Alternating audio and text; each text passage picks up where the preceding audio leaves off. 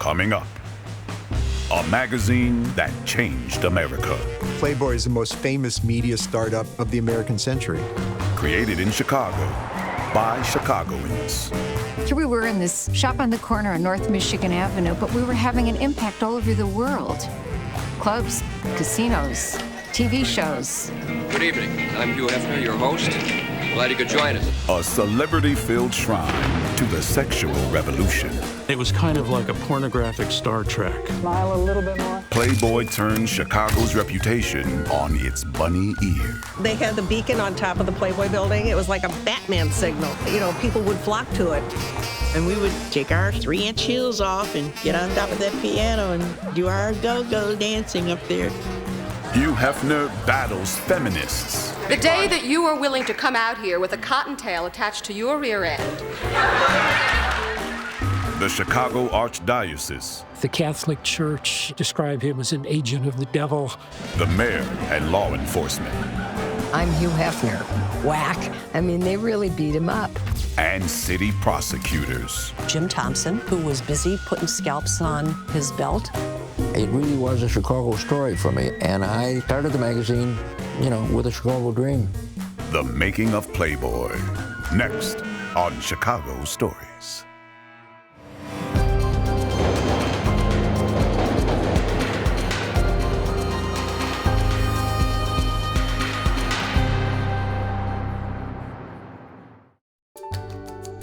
Lead support for Chicago Stories is provided by the Nagani Foundation.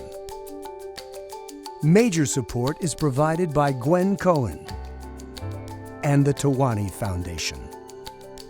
Funding for Chicago Stories, The Making of Playboy, is provided by the Howard S. Dubin Family Foundation.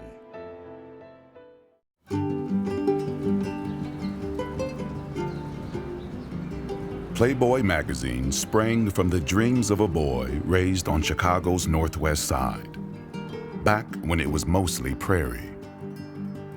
Though Hugh Hefner adored his childhood, he described a home stifled by repression. I think my home was classic Midwestern Methodist Puritan. There was no drinking in my home, no swearing, and also no real show of affection or emotion of any kind in my home. Hefner claimed his mother wanted him to become a missionary, but he was cut from a different cloth. His mom said it was not a repressed household. I can still see the pinholes in the wall. He grew up dreaming of the Vargas girl. Hefner's other obsession was movies playing for a quarter at the Montclair Theater. Of all the gin joints in all the towns in all the world, she walks into mine. That's where the heroes were. That's where you had the stories of standing up for what was right. That's where he got his sense of romance. His favorite movie was Casablanca. No.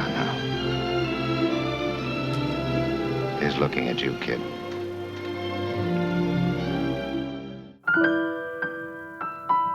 Skinny and shy, Hefner was not exactly leading man material at Steinmetz High School.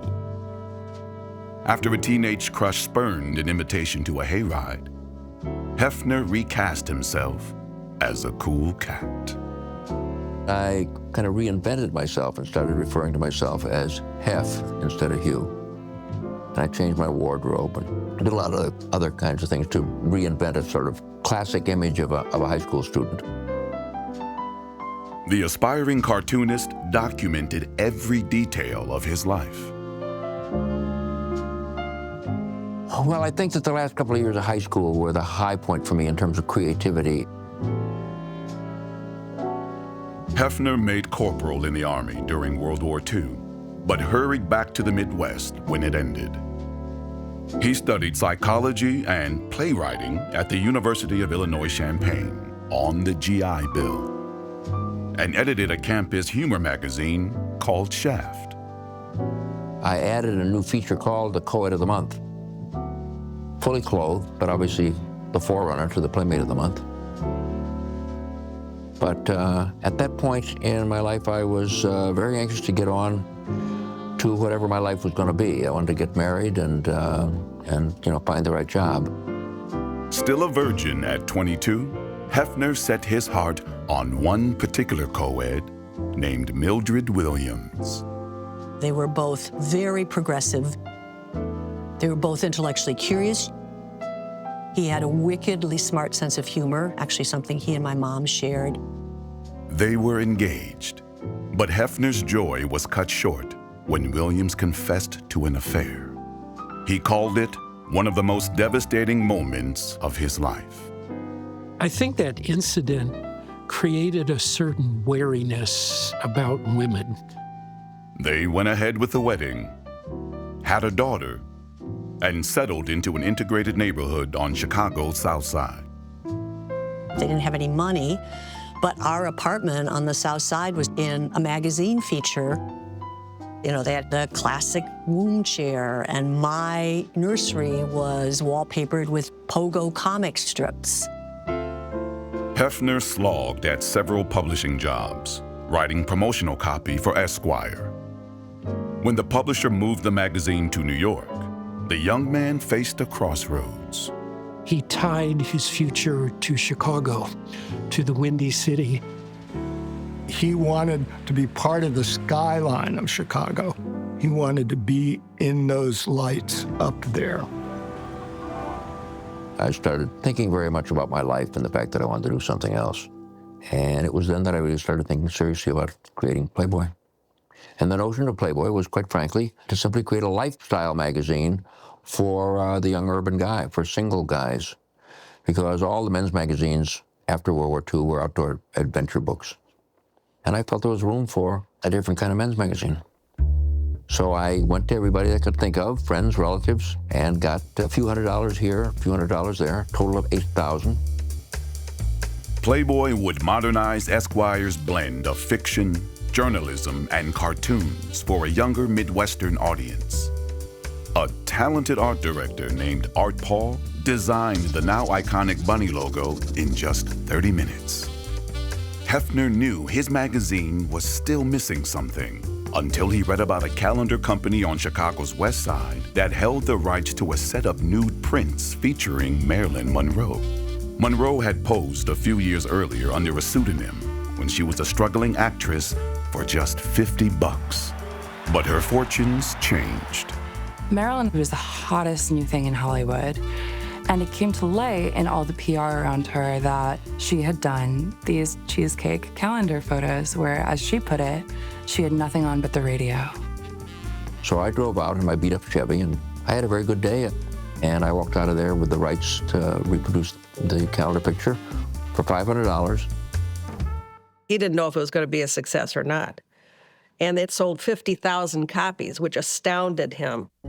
Talk about a turnaround in your life from just feeling like completely, you know, what's the point? Where am I going? To riding this rocket ship.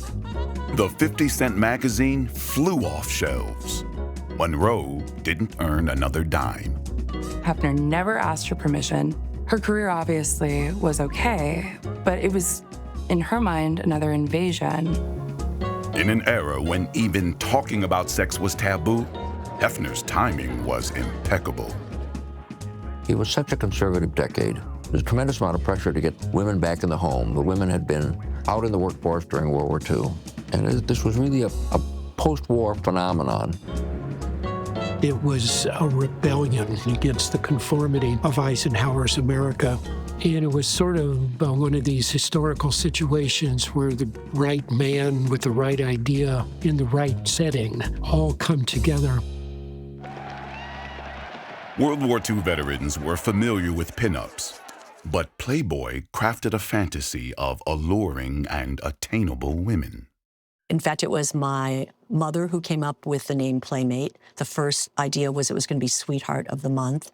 She had the idea that you're looking for someone you're going to share your life with, a playmate, not a pinup. Playmates were intended to reflect a wholesomeness that Hefner called the girl next door. He convinced a 20-year-old subscription manager with whom he was sleeping to pose topless, calling her Janet Pilgrim in a dig to his Puritan heritage. Playboy was getting subscriptions like wild based on her pictures. all of the success that Playboy met was often not shared by the women who made that success. Those, Playboy playmates were one kind of woman, and that was what Hef liked. And the fact that that became a kind of Barbie-style archetype for what American beauty is a real shame. Playboy had quickly outgrown Hefner's apartment, moving operations across the street from Holy Name Cathedral. He was respectful of the church at first, pulling one issue from Chicago newsstands after complaints about a medieval tale featuring randy nuns. The Catholic Church, or figures in the Catholic Church, just utterly condemned Playboy and Hefner and described him as an agent of the devil. Newly elected Mayor Richard J. Daley was not a fan either. Daley comes in and kind of felt like everybody's father. And Hefner's role in this was to be that kind of crazy big brother who would, buy you beer and hand it to you in the background. He was that naughty part of Chicago, which has always been part of Chicago. Censorship battles arose from the very start. The U.S. Post Office refused to grant Playboy a second-class mailing discount, typically issued to magazines. Well, we had problems with the government, including the Chicago government, from very early on. I had to go to court to get a second-class mailing permit. Hefner sued the post office and won $100,000 in damages. Circulation grew to 500,000 magazines a month, and the nation took note of the young Chicago rebel. Hugh, we checked this month's issue and found 20 pictures of girls in various stages of undress. Isn't that really what you're selling, kind of a high-class, dirty book? No, I don't think so at all. There's an important distinction here. Sex always will be an important part of the book, because sex is probably the single thing that men are most interested in. Chicagoans have always had a knack for knowing what people wanted. The thing that Hef knew America wanted was sex. There's a sense sometimes that Hugh Hefner invented sex or something, and he didn't. He just unleashed it. And he's also objectifying the next-door neighbor and the shop girl and the teacher and sort of turning them into sexual objects. For Hef, sexual liberation is for men. While many saw Playboy as nothing more than a skin magazine, Hefner wanted more. To show young men how to enjoy a sophisticated lifestyle. Hefner empowered a ragtag team of Midwestern creatives who were short on editorial experience, but not on talent and ideas. I always have felt that I could not have started Playboy in New York and probably in Los Angeles. That what was unique about Chicago is the fact that there was a great deal of talent here that was not being utilized. The magazine attracted geniuses. Art Paul, Leroy Neiman, Shel Silverstein.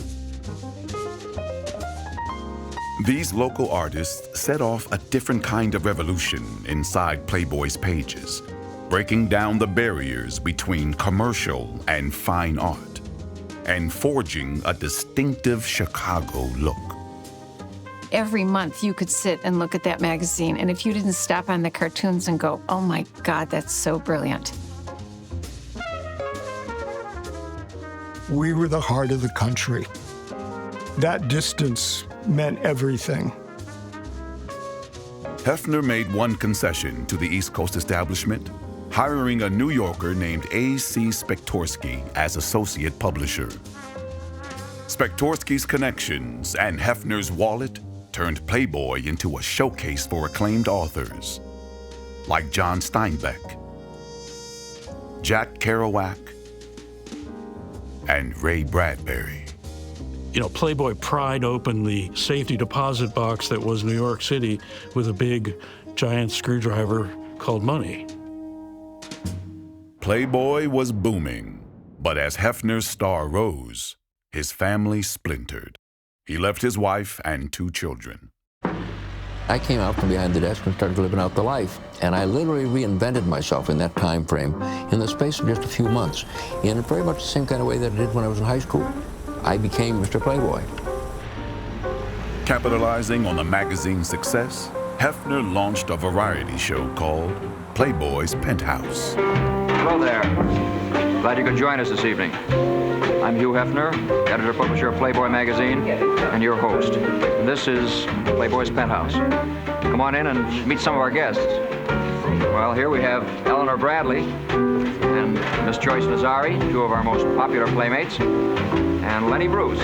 Lenny Bruce was like sneaking up on us or popping open a bottle of champagne. Oh! Isn't that sick? Oh boy, the champagne is really making my nose bubbly, Uncle Hugh. It was very exciting.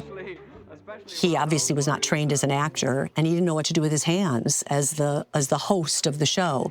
And I don't know who, but somebody said, what if you had a pipe? You know, it's the classic, give the actor a prop. That's how and why he started smoking the pipe. So it was kind of creating a persona. They're writing songs of love,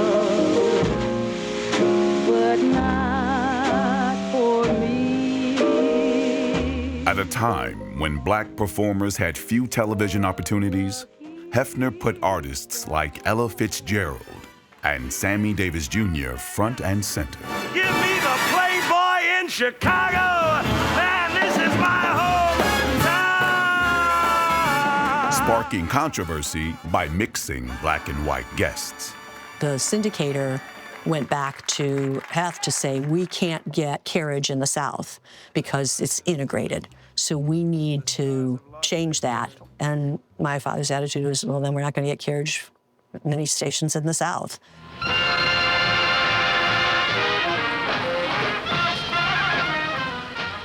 Hefner's battles in the Jim Crow South were expected, but he was infuriated by hometown resistance, something that came to a head in 1959. Jazz was really, really big at that time, and Chicago was just full of it. I mean, it was just so much fun, and Hugh Hefner started having the Playboy Jazz Festivals. That was the talk of the town. Count Basie and other luminaries were scheduled to play at Soldier Field until Catholic leaders pressured Mayor Daley. So they pulled the permissions at Soldier Field more or less at the last minute. Hefner moved Jazz Fest to Chicago Stadium and donated the first day's receipts to the Urban League, where Gloria Johnson worked as a secretary, dreaming about the after parties. All I could think about, how can I get myself an invitation to that party? I picked up the phone and called Hugh Hefner. I said, Mr. Hefner, my name is Gloria Johnson. I'm 19 years old. I measure 34, 22, 34, with the complexion of a Boston coffee. And I'd like to come to your party. He said, Gloria, I'll make sure that there's an invitation waiting for you at the door. I had my little gold and maid dress on. Went into the main ballroom, looked down upon a whirling sea of dancing celebrities. All of a sudden, a warm, reassuring hand reached out to me and said, I'm Hugh Hefner. May I have this dance? I felt like Cinderella. All of Hefner's own dreams were coming true. The boy whose mother wanted him to become a missionary had turned into a messenger of pleasure and consumerism. But Hefner's leading ladies were never allowed to upstage him. I thought that there weren't other females in his life. I was very young and innocent, but found out that that wasn't so with him. I started dating other men, and when he found out about it, he acted as if it was the most heartbreaking thing that had ever happened to him. So for all of this talk about freedom and liberation, it really did not extend to his personal relationships almost at all. When it came to the women in his life, he was incredibly controlling. Nor did there seem to be any place for family, faith, or commitment in Hefner's world. I was married once. It was not, I must say, a very happy experience for me. Hefner finalized his divorce in 1959. I had very little time with my father growing up. I would describe it best as the relationship that someone might have with like a favorite uncle. So I knew he loved me. I knew he would always be there if something happened. He had no idea who my friends were. He didn't know what I was interested in school. We saw each other like 3 or 4 times a year. I mean, that's it. I am very, very selfish. I'm very self-oriented. And I think that everybody should be. Intelligent self-interest is for the good of everyone. The person who spends all of their time thinking about others accomplishes almost nothing.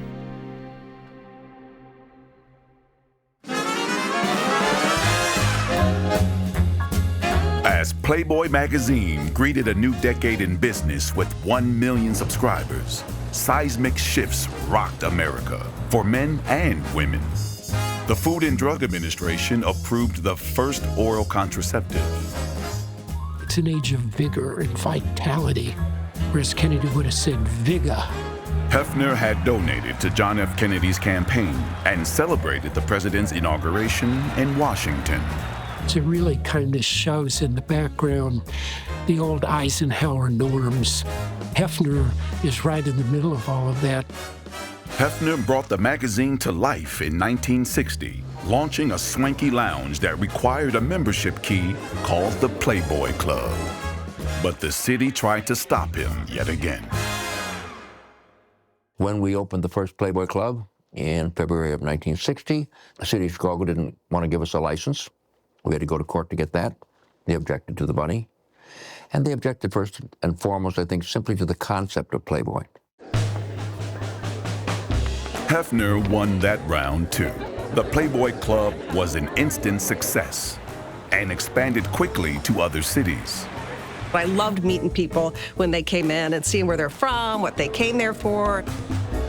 Bunnies, fitted in satin corsets and cotton tails, served cocktails in 4 different rooms.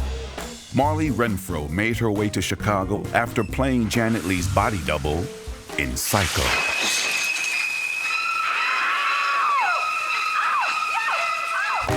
She posed for Playboy and found work at the new club. You go to any bar in town, and a mixed drink was 35 cents. The Playboy Club charged $1.50. Nobody complained. It was a great place to entertain. Somebody coming in from out of town, they loved it. There's always that prospect, wow, what might happen if I go there?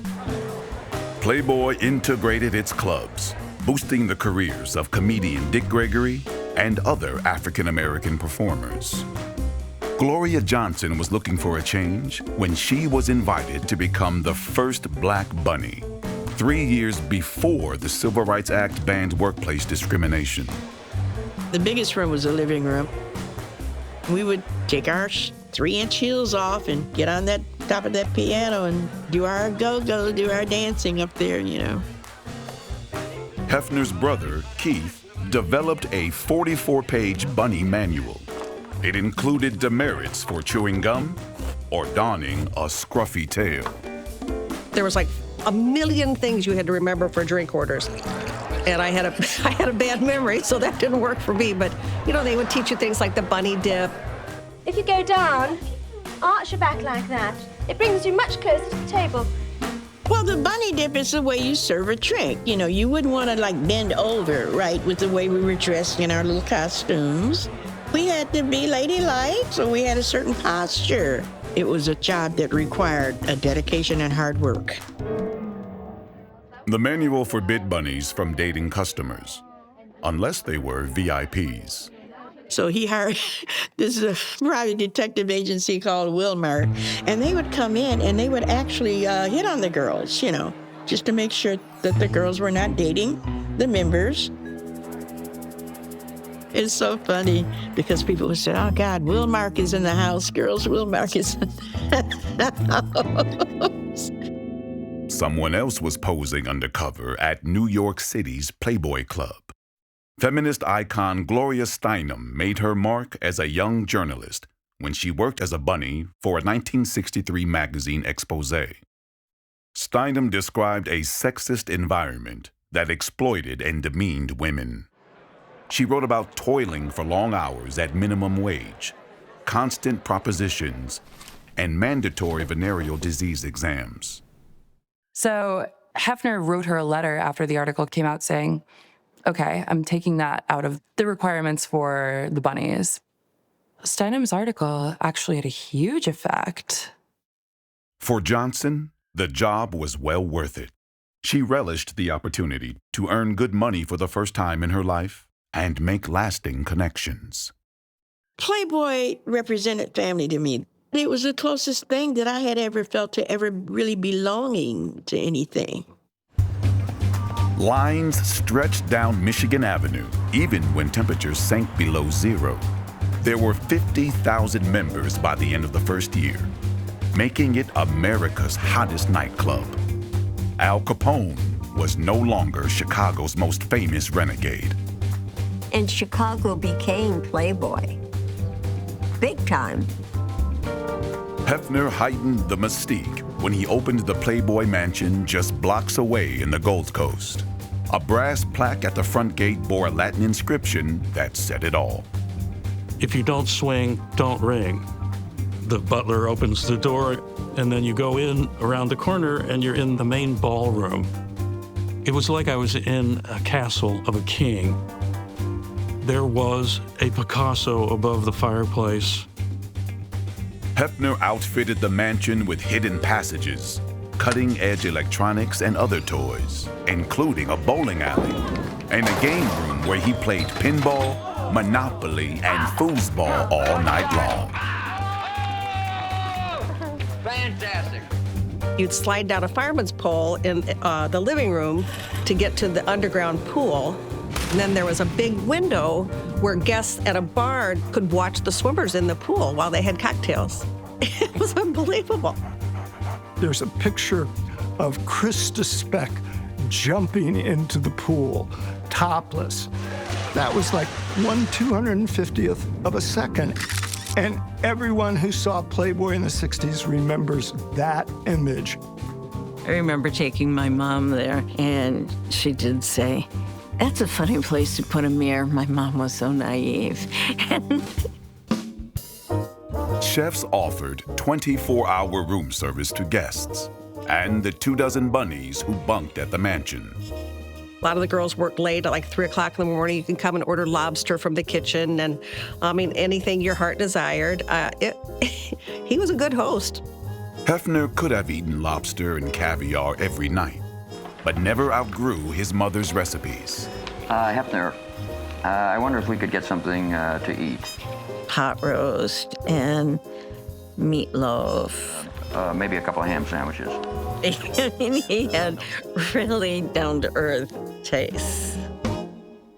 Hefner was often compared to F. Scott Fitzgerald's protagonist Jay Gatsby, opening his mansion to everyone from Barbra Streisand to Tony Curtis.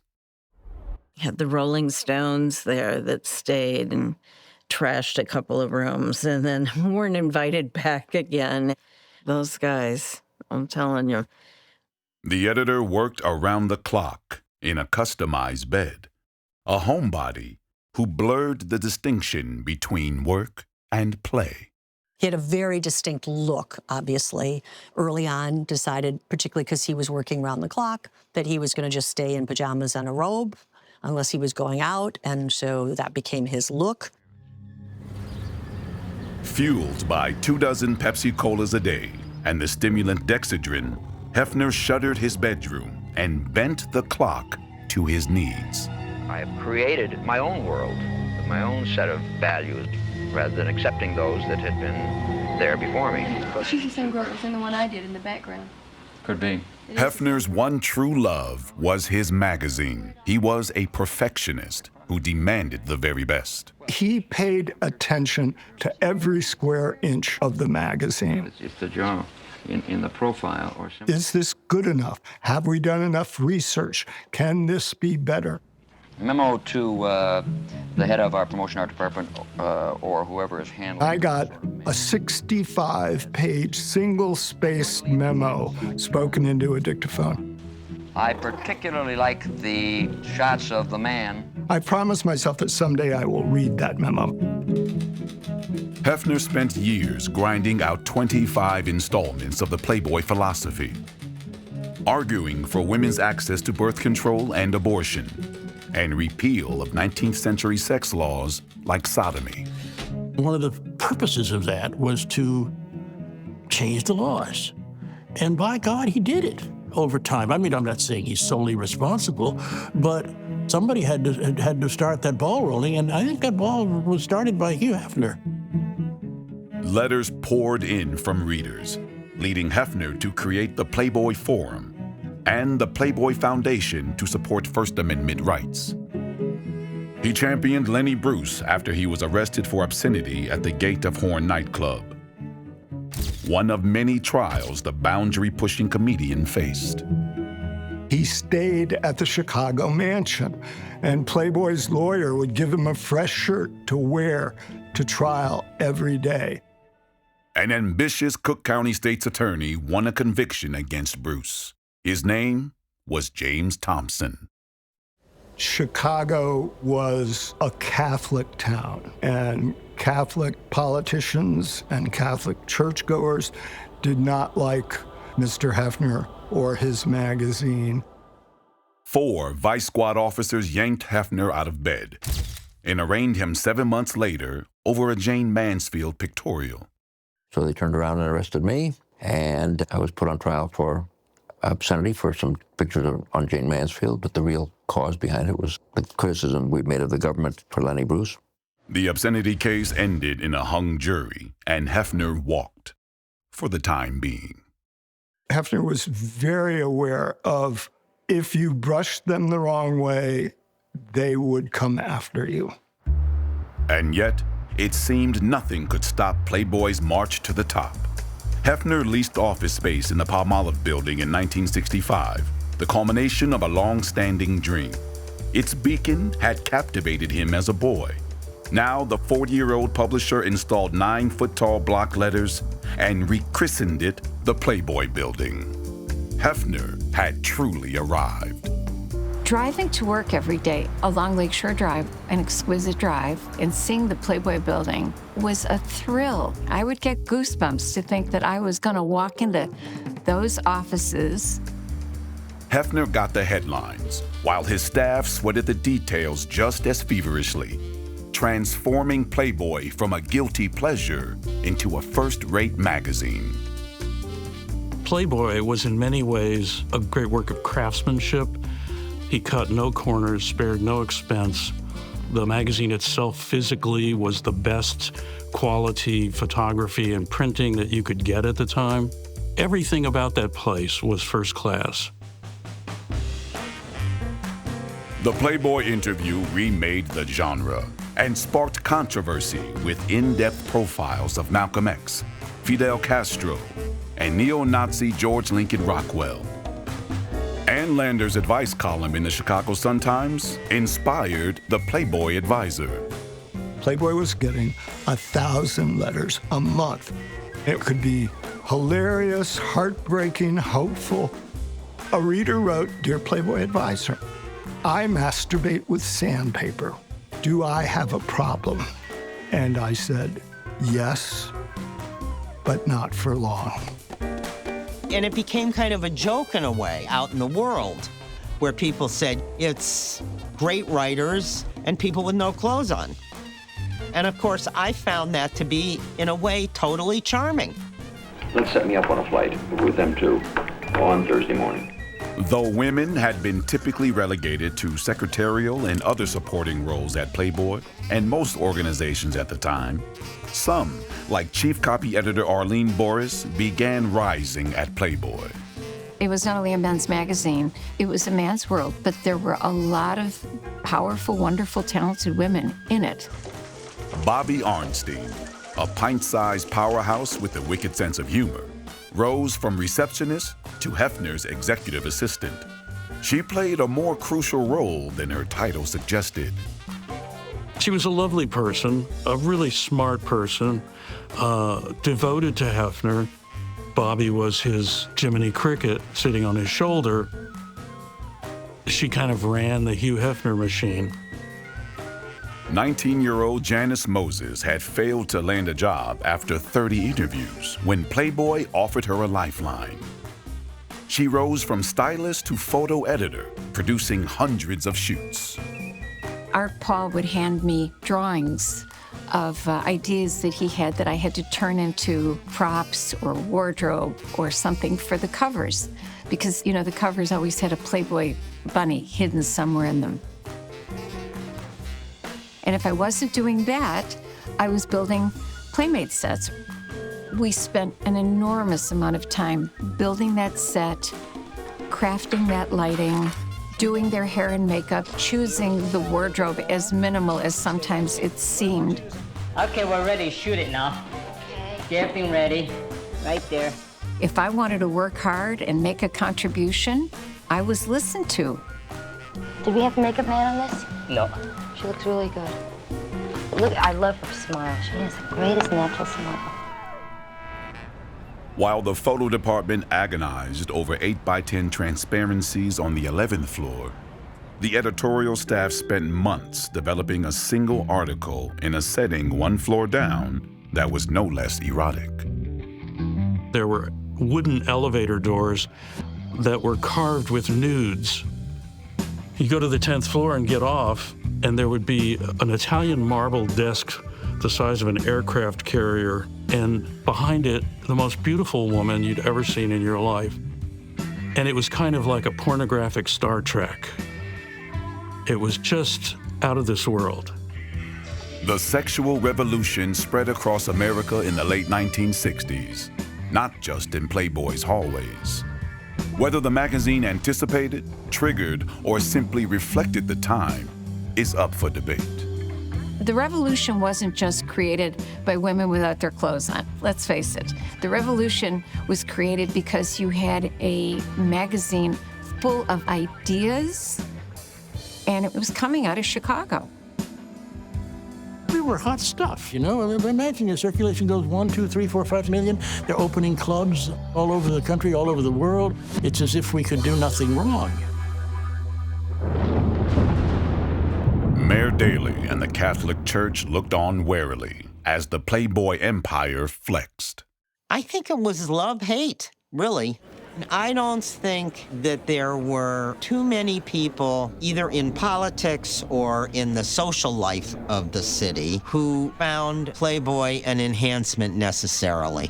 They were happy to have the revenue. The Prince of Pleasure spent lavishly on his trappings, including a $4.5 million DC-9 dubbed the Big Bunny.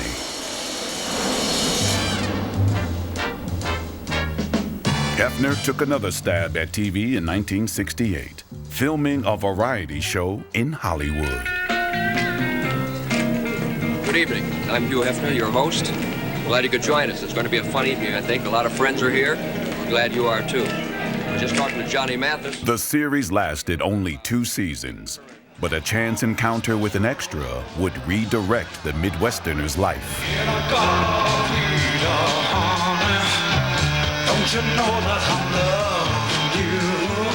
you? And Hefner said he nearly fell out of his chair when he sees her dancing. Barbara Klein recalls their meeting somewhat differently. He approached me that day while I was sitting reading my book, and he asked me out.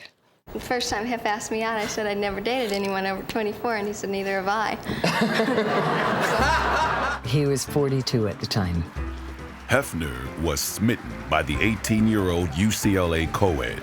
He suggested changing her name to one better suited to a theater marquee, Barbie Benton.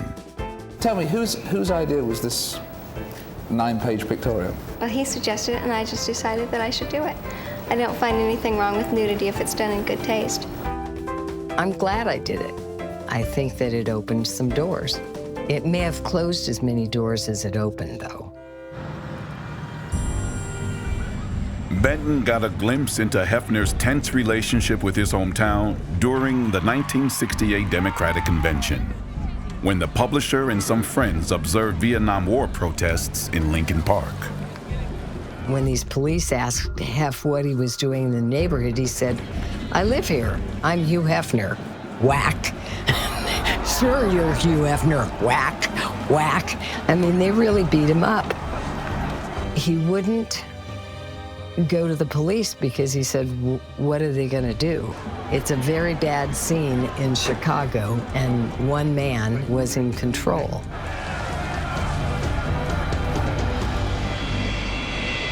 As Hefner's ties to Chicago frayed, Benton and Hollywood pulled him west.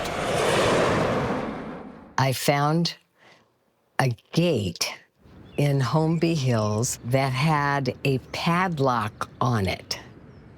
I pulled over and hopped that fence, crossed my fingers that there weren't any Doberman pinschers.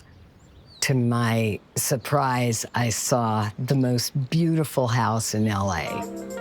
Hefner paid $1 million and transformed the mock Tudor estate into his private Shangri-La. He loved the weather, and he liked being able to sit outside at the mansion and play backgammon on the lawn, and lots of monkeys. Now the water here is all heated to about 82 degrees. It turns out that this proved to be, for some reason, the most popular spot of all. Has something to do, I think, with the emphasis that everybody's putting on health these days. I think that's probably what it is. I think that was sort of the beginning of the end for his stint in Chicago, because you see him slowly but surely gravitating toward the Playboy Mansion West. I'm enjoying the outdoor part of this thing, I think, more than the indoor, and I've always been an indoor guy. In the early 1970s, Playboy circulation peaked at 7 million monthly readers, making it the world's largest selling men's lifestyle magazine. Playboy Enterprises went public. Its empire consisted of 17 clubs, 3 casinos, 4 resorts, 2 movie theaters, a record company, book and film divisions, modeling, and limo agencies. It was watching everything we did turn to gold. The red carpet rolled out every time you made a phone call. And it was all coming out of the imagination of Hef and the team he'd assembled in Chicago. But on streets across the city, nation, and world, America was at war. Soon, Hefner and Playboy would be too. Okay, Houston, we've had a problem here.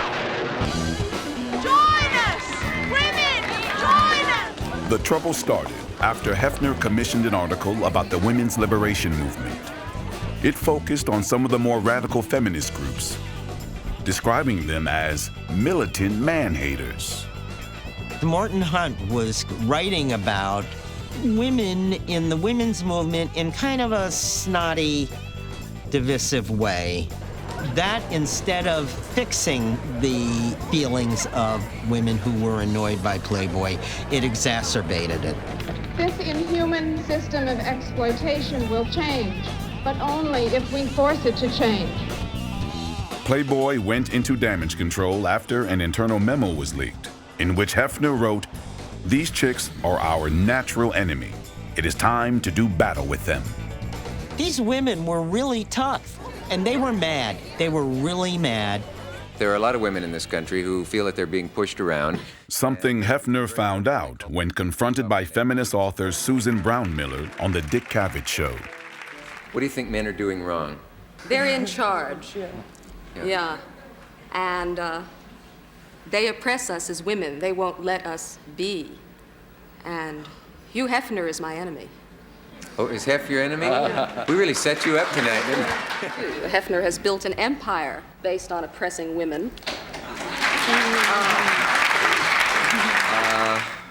I'm more in sympathy than perhaps, the girls realize with... Women. I'm sorry. Yes, I'm 35. Than the ladies realize. I use girls referring to women of all ages. You should stop. You want to be called a boy. Oh, I see. Okay. How could you be so short-sighted that you would go to have a serious debate on the Dick Cavett show about the feminist movement and be calling women girls? She did get most of the applause on the show, and the audience seemed to find him to be a bit of a buffoon. The role that you have selected for women is degrading to women because you choose to see women as sex objects, not as full human beings. Well, obviously hold on degrading... now. The day that you... I haven't finished. The day that you are willing to come out here with a cottontail attached to your rear end. He had a very strict idea of what women should be, whether they were the women in his life or the women in his pages. And I don't agree with the idea that sexuality has to look like a thin, white blonde woman in her early to mid-20s in order to be valid. While feminists argued Hefner exploited women's bodies, a new competitor revealed even more of them. Penthouse magazine's American debut sparked an existential crisis at Playboy called the Pubic Wars. Hefner dug in his heels when it came to publishing full-frontal nudity. He did not want to do it because he thought it cheapened Playboy. Well, then along comes Penthouse. Before too long, we imitated it too. The line had been moved. The line never bothered Candace Collins, a bunny, playmate, and 9-time cover girl. I might still be living in Dupo, Illinois if I hadn't, signed up with Playboy. For a town of 3,000 people, it's a railroad town on the banks of the Mississippi. I felt empowered by being a playmate. I think that Hefner had this knack for looking at women who were from tougher circumstances or who didn't have financial prospects in other ways and exploiting that need. Attacked by feminists on the left, the government on the right, and competitors in the middle, Hefner retreated every other week to his West Coast mansion. I think Hefner was always destined for LA. Hefner was kind of seduced by stardom in the same way that people were seduced by his stardom. I think he believed that Chicago was small-town America. And in a way it is. I mean, it's a big city with a small-town heart. Playboy, I think, had a romance with Chicago, and I don't honestly know if Chicago had a reciprocal romance with Playboy. Hefner's ties to Chicago unraveled in March 1974. Agents from the Drug Enforcement Agency arrested Bobby Arnstein in front of the mansion with a cocaine vial in her purse. Hefner's beloved secretary was already emotionally fragile, and now stood accused of helping a boyfriend transport a half-pound of cocaine from Florida to Chicago. They were all convinced that Hugh Hefner and the Playboy Mansion was somehow a center of drug use and drug distribution. The U.S. Attorney for the Northern District of Illinois was the same prosecutor who had tried Lenny Bruce a decade earlier, James Thompson. Big Jim Thompson did not like Mr. Hefner and went after him. Hef did not do cocaine while I was with him. He did not want to do drugs other than the dexedrine to stay awake and marijuana. Prosecutors leaned on the testimony of a convicted drug dealer who had changed his story about Arnstein's involvement in Miami. Arnstein was convicted of conspiracy to distribute cocaine and sentenced to 15 years in prison. I don't think you ought to give any statement at all. Well, I think it's absurd. I think you ought to give any statement. My lawyer suggests that I not give any statements. It's not my personal feeling. Sorry. Hef blamed the government. He said they're relentless. They're after me, and they're using her as a pawn. Though Arnstein's lawyers explained she would likely get a reduced sentence, perhaps even probation, she sank deeper into depression and drug use. Not too long after that, went to a local hotel on Rose Street and committed suicide.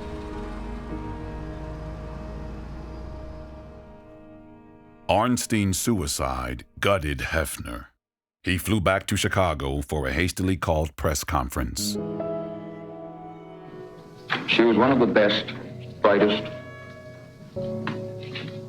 most worthwhile women I have ever known. She will be missed. Hefner served as a pallbearer at Arnstein's funeral, the first he had ever attended. It just devastated my father that she'd been driven to this by, and I will say it, by Jim Thompson, who was busy putting scalps on his belt for his own political aspirations. The prosecutor denied targeting Hefner. I have no quarrel with him, his philosophy, or his magazine. The Justice Department dropped its case against Hefner 11 months later. Thompson was elected governor the next year, winning the first of 4 terms. A classic, corrupt Chicago political moment. It crossed a line, it took a life, and he left. Hefner's 9-year romance with Benton also faded out. For Hef, it was an eternity. He just didn't behave himself. I was smart enough to leave Hef. I don't know why I didn't leave him sooner, but we always had a good time. Though the white-hot center of the Playboy universe gravitated west, the beacon over its Michigan Avenue headquarters never dimmed. We were producing a magazine out of that building with the same gusto the day before he moved as the day after he moved. There was Hef, but the force of the magazine was in Chicago. And it was in Chicago where another Hefner, straight out of Central Casting, began her rise. Have you been comfortable with the way the magazine has treated women over the years in its presentation of women? Pretty much so. I think you have to start from the underlying assumption of the magazine, which is it's for men and not for women, and therefore... When I saw the way she could speak to people who I didn't ever think he was comfortable speaking to, you know, the kind of people who make the machinery of this empire work, I knew she could do that.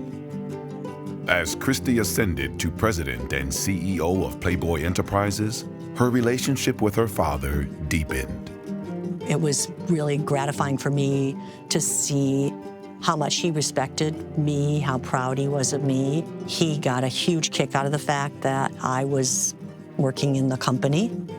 Well, I am much blessed, and, you know, at the top of the list of many things, I would have to rate my daughter. Hefner hunkered down in his West Coast mansion, weathering good years and bad, marriages, divorces, and scandals, including disturbing allegations of abuse and sexual misconduct.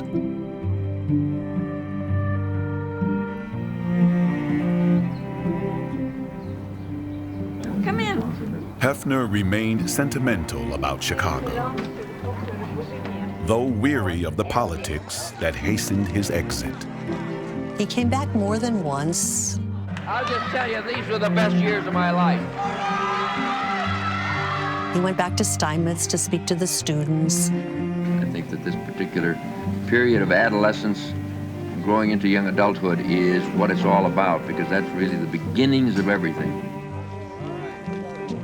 You know, for all the conflict that he had in Chicago, you know, with the Catholic Church, with the Daily Machine, I think he remained incredibly fond of Chicago. I asked Hefner what this trip home had meant to him. Magic. You can go home again. Hefner died from cardiac arrest in 2017. He was 91 years old. and his complicated legacy continues to stir debate. His presence has faded in the city where he became one of the 20th century's most influential magazine editors. The mansion was carved up into luxury apartments, and the site of the first Playboy Club is now a parking garage. The magazine ceased publishing a U.S. print edition in 2020, but the bunny ears are still recognized around the world, and no other Chicagoan made a bigger global impact, for better or worse, than Hef. As Hef once famously said, it's like a Rorschach test, you know. There are people who read it and find it really threatening and offensive, and there are people who read it and love it. It's the same magazine. Hefner was buried in Los Angeles, next to the screen siren who made all his dreams come true. It really was a Chicago story for me. I love this town. My dreams came from here. And I started the magazine, with a Chicago dream.